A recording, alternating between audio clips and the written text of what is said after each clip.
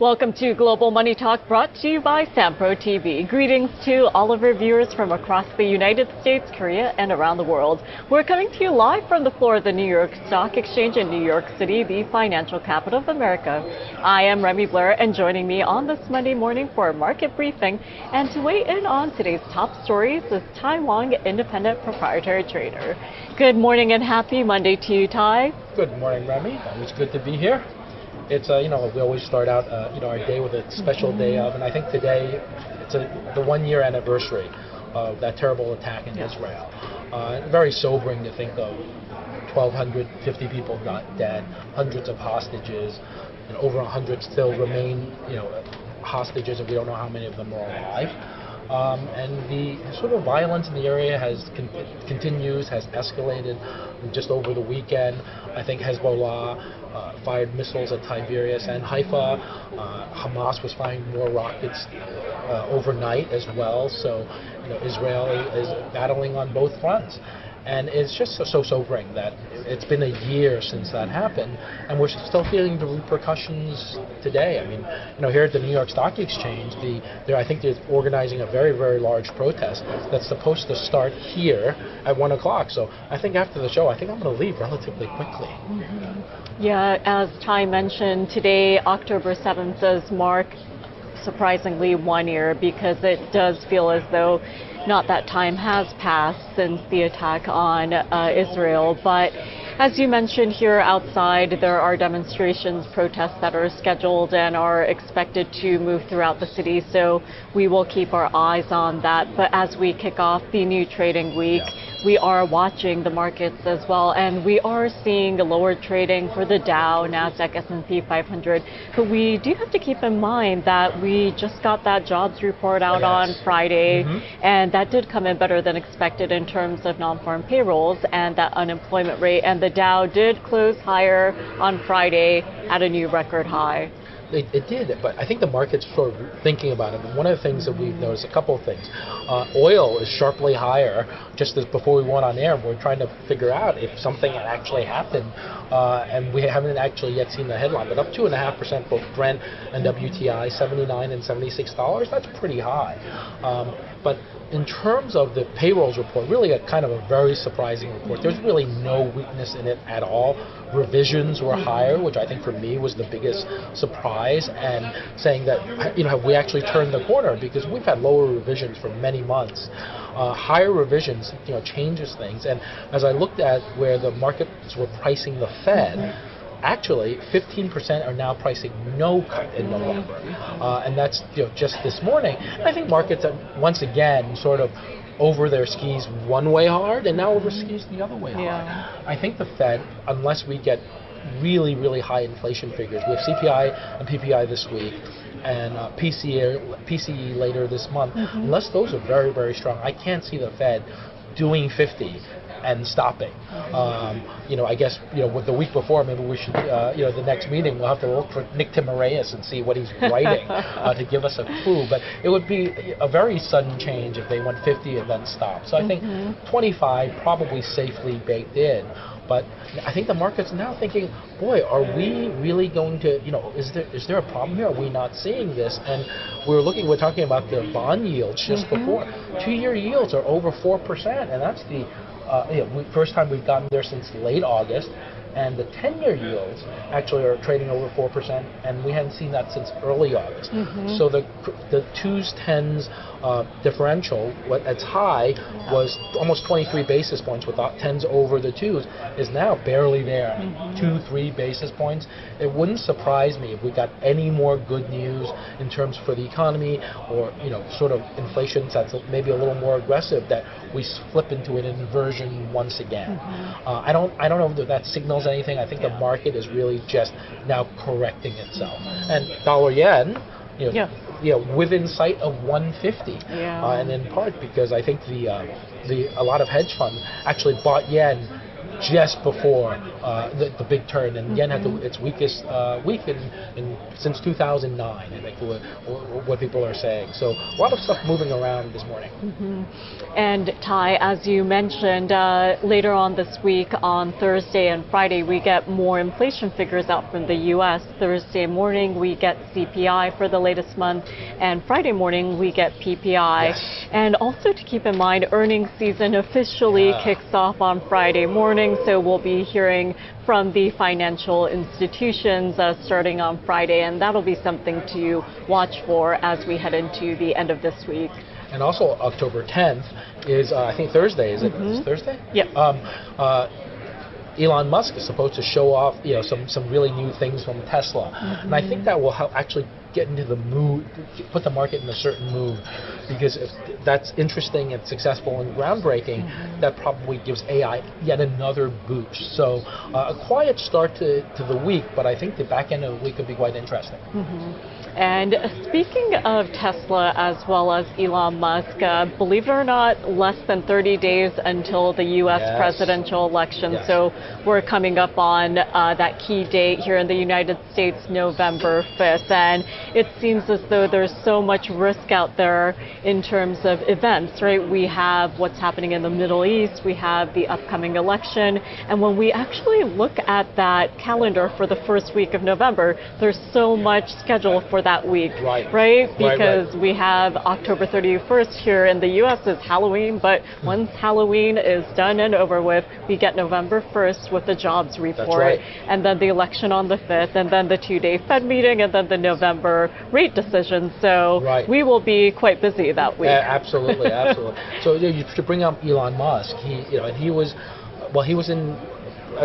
at from President Trump's Butler, Pennsylvania rally this past weekend on Saturday, and this was sort of Trump's triumphant return to Pennsylvania, because that's where he was shot in mid-July.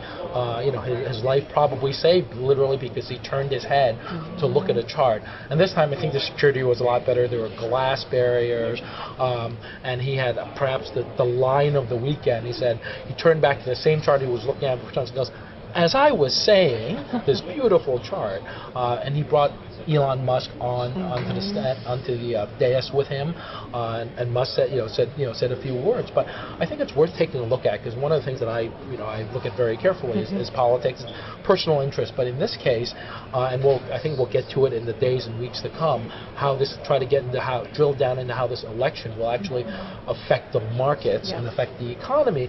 Let's look at why. Let's look at graphic 1 and take a little bit of a dive into why this election is so close. So this is from Real Clear Politics.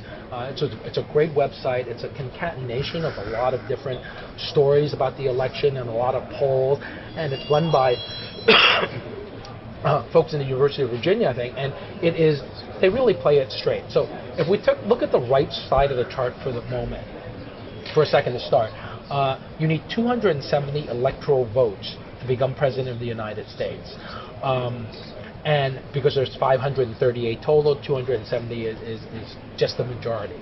So the states that President Trump can count up to 219 electoral votes. The gray ones are the toss-up states, and those states will really determine the election. Specifically, if Trump wins 16 electoral votes in Georgia, in 16 in North Carolina, and 19 in Pennsylvania, that will put him at 270 and make him the president. Let's move over a little bit to the left. These are the I think the sort of the latest polls in each state. If you look at Georgia, Trump up by 1.5%. That's probably relatively safe. North Carolina only up by 0.6.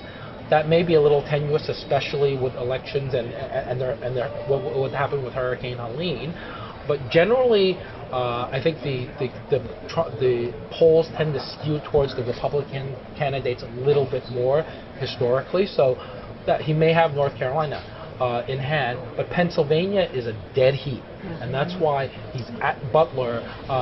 With the with the publicity that he was shot, he's back. Both sides want Pennsylvania desperately. Now, if Trump doesn't win Pennsylvania, he still has a path to the White House, but he needs he needs to find those 19 electoral votes someplace else. If we look at Arizona, he's up 1.5%, 1.4%. That might be enough. Nevada, Harris is up 1.1%, so that's probably a dead toss-up. So he would need to win one of Minnesota, Michigan, or Wisconsin. I think Minnesota is out of reach with Tim Walz. It's a very liberal state in any case. But he would probably need to win Michigan. But the key, again, for President Trump is Georgia, North Carolina, Pennsylvania. That's where I think the news will be focusing on specifically. Well, I'll be keeping an eye on. And we'll update this from time to time if there's a big shift. But that's why it's so close. It literally could be 270 to 268 electoral votes. Yeah, Tai, I think this chart here is very helpful because you can see how close the spread is, especially when we look at the individual battleground states. And right now I just looked at the countdown clock for the election, and we have 28 days, 13 hours, and less than 15 minutes to go. So this is something that we're going to be keeping our eyes on very closely. But for our viewers who might not be as familiar with the presidential election system here in the U.S., can you break down how the Electoral College works and why it's so important to take a look at this? Sure. So the founding fathers of this country, back in the 1780s, when they were writing the Constitution, one of the things that they really worried about was the sort of this populist passion that citizenry could be consumed with one thing and not really think properly.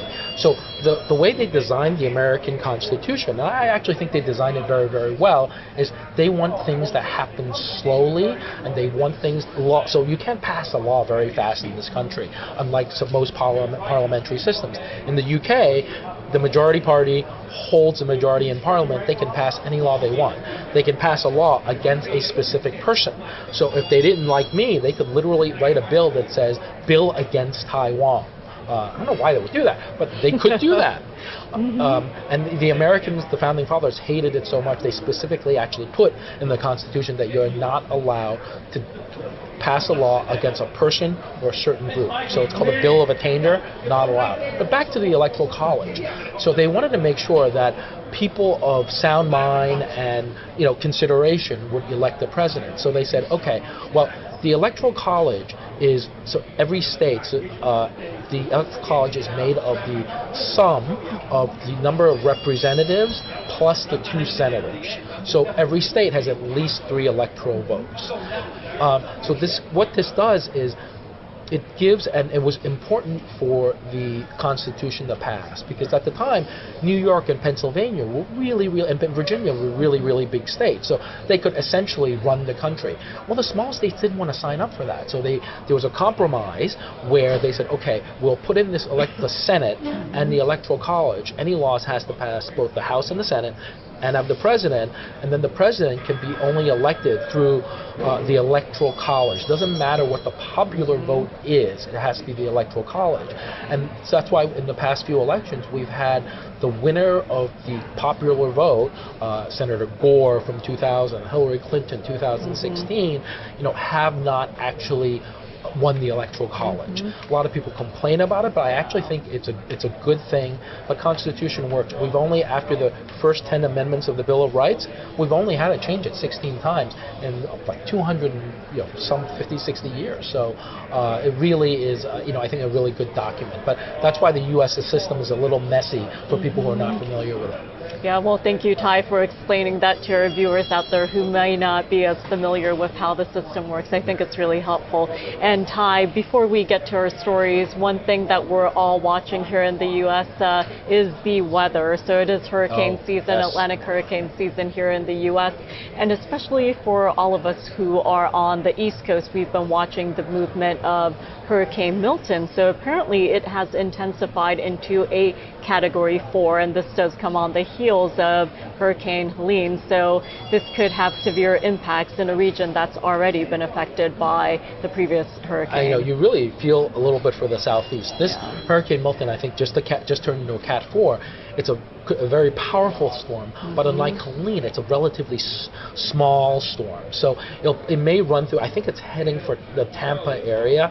It might run through like a tornado, do a lot of damage, but hopefully the damage will be localized. The problem with Helene and Hurricane Sandy here in this area in 2012 was it wasn't a specifically very, very powerful storm, but it was very, very wide. So I think Helene was 350 miles wide and brought a lot of water in, and the water did a tremendous, unbelievable amount of damage in places as far inland as western North Carolina. So you really hope that there's as little damage as possible, but certainly, something that we're watching, and you feel for people who are in the path of these storms, where sometimes you're like, where do we go? And I think they're still looking for casualties in North Carolina, and maybe for many days yet.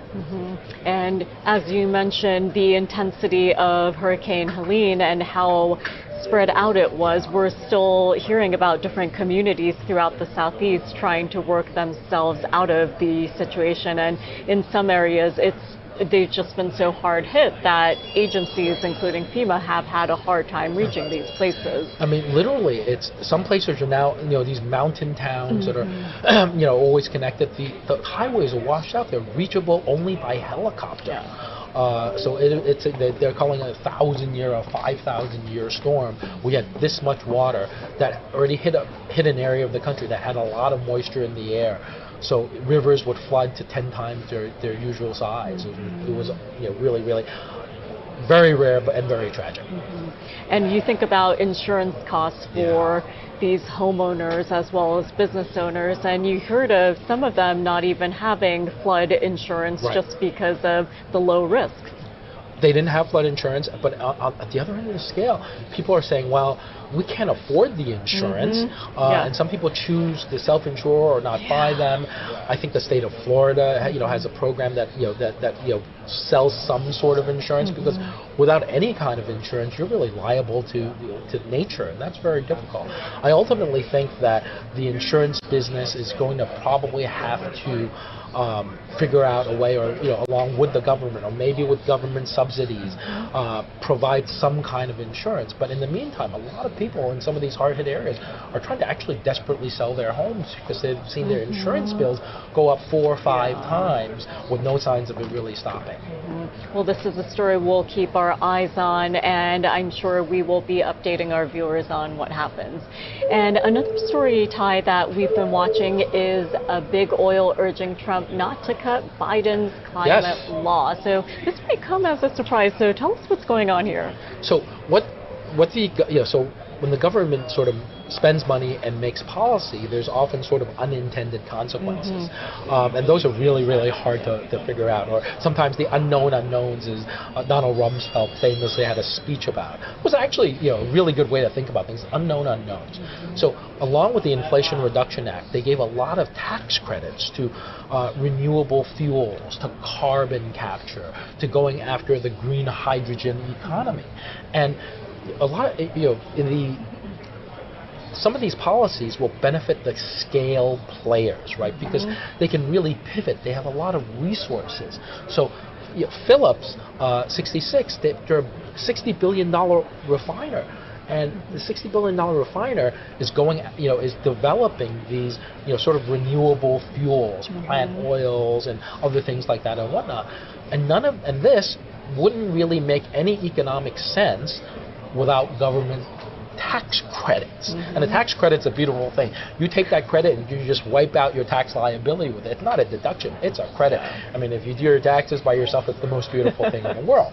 And ExxonMobil, the same way. They really, really, are doing a lot of research into, carbon capture. Occidental Petroleum is another company where literally a CEO says, let's just keep these tax credits because they're trying to build things, and if they get it to work, it's great, to literally suck carbon dioxide out of the air and store it underground permanently, which would be awesome, right? But doesn't make any sense to at least start the research in that business without the government tax credit. So they're asking, Inflation Reduction Act. Maybe let's not go at it with an axe. If you get elected, let's go at it with a little bit of a scalpel, because these things are, it's really important. And you'd say the government has such an impact. I know the cable companies, the Trump administration, I think had a program that would help pay cable companies to extend Wi-Fi into really, really hard to reach communities where it never would make any economic sense without those subsidies. And you find those subsidies have essentially run out, and a lot of cable companies are suffering because they've lost a significant part of revenue. I mean, it's great. I think without Wi-Fi now, you're practically handicapped, right? So I think every part of the country should get it. But the government policies sometimes have deep and important unintended effects. And speaking of which, why don't we shift our focus on over to across the Atlantic and away from the U.S. So the EU will impose tariffs of up to 45% on EVs made in China. So they will be basically ignoring requests from some European auto executives who are concerned about retaliation, right, from Beijing. Right. Again, they voted. It looked like it was, they were going to push through these tariffs, and they did on Friday. And as you say, a lot of the German auto companies, they weren't worried about the EV competition in Europe from Chinese EV makers. They were worried about retaliation, and that could be quite significant. I think the European Union will probably actually go and try and alleviate some of these issues. But if we could just look at graphic number 2 very, very quickly.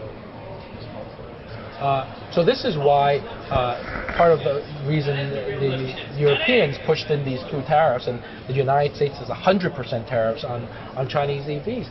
If you look at just in 2023, the Chinese are going to make 9 million EVs. The worldwide sales is 14 million EVs, so they're well over 50% of the entire market. The Chinese market can absorb that. I think there's maybe 3 million extra vehicles that they want to export and dump into other markets. And if you do that, you're going to really hurt all the other EV makers, except perhaps someone like Tesla, which has a certain brand. And it's hard to get Chinese EVs in this country in any case. But that graphic is why sometimes when the Chinese government thinks we want to export our way out of this, sort of recession that they have, it's not going to work as well, because if you dump this much product onto other economies, eventually people are going to say we don't want it. Yeah, and it's interesting when we're looking at the EVs, because when we think about the cost, the price tag on Chinese EVs, they're significantly lower than, say, a Tesla. So right, I mean, I could buy a BVD. I don't think I'm ready for an EV yet. I think I want a gasoline hybrid, but $30,000 or $35,000 for an EV, I think you'd get a lot of people who are willing to try it out. And this is a problem that the Chinese government has, where they've made themselves unfriendly to a lot of people for a variety of reasons. Being overly aggressive, the COVID pandemic was actually a great opportunity for them to really do the right thing, and I think they ended up not doing it. But on the subject of China, something very interesting that just came out a few hours ago is the Chinese are back from their week-long Golden Week vacation tonight, and the State Council is having a press conference at 10 a.m. local time, 10 p.m. New York time. Nobody knows what it's about. Are they simply going to recap what they've done right now, or are they going to have new measures that they've come out with? Ideally, I think the market probably needs to have them have new measures, because if it's just a recap with all the big rally that we've had before they went on vacation and even since, I think there's going to be some disappointment, even in the financial markets, which could run. So I certainly wouldn't be short into this. I think if this disappoints, you may have a chance to be short later, but I wouldn't be short into this, because they have, as we've said many times, the political will to do things that could be pretty hard that aren't available in democracies like us, where we have inconvenient things like the Electoral College, perhaps. So we'll be watching late tonight as well to see what they have for us. Yeah, and as Tai mentioned, there is anticipation heading into this event, and we will be bringing you any updates we hear from overseas tomorrow morning. So, Tai, as always, thank you so much for joining me here for the market briefing. Good to be here. Thank you. And coming up next, we will be joined by Daniel Pan, the Vice President and Financial Advisor at Lakespire Group of Raymond James. Don't go away, we'll be right back.